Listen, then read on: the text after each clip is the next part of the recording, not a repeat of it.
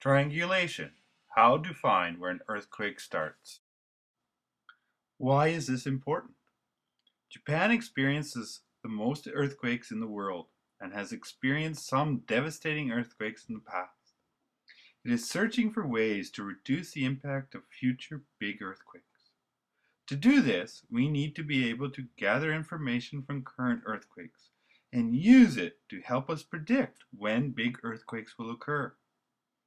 One way is to find out where the earthquake started and study that area. The location where an earthquake occurs is called the hypocenter. This usually occurs under the surface of the crust. The epicenter is directly above the hypocenter on the surface. We can calculate where the epicenter is using triangulation. To begin with, we need to have something to measure so we can triangulate the location of the epicenter.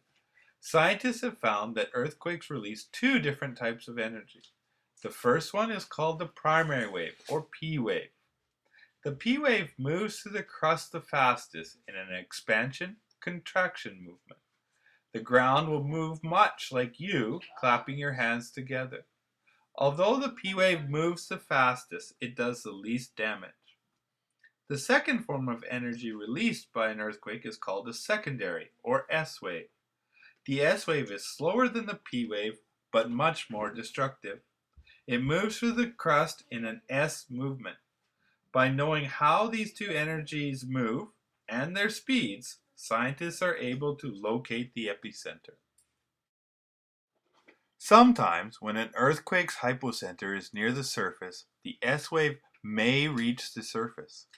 When this occurs, the surface will actually move up and down. Scientists refer to this as a surface wave.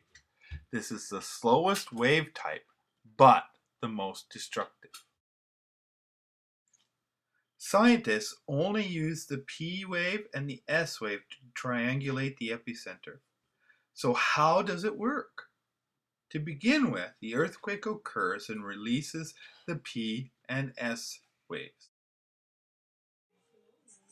Scientists record the energy released by earthquakes using a machine called a seismograph. To find the epicenter, scientists need to have at least 3 seismographs in different locations. Look at the map. You can see they're labeled 1, 2, 3. 3 seismographs. The seismograph records when the P waves pass the station's location and then waits for the S waves. When the S wave passes the seismograph, the difference between the arrivals is calculated.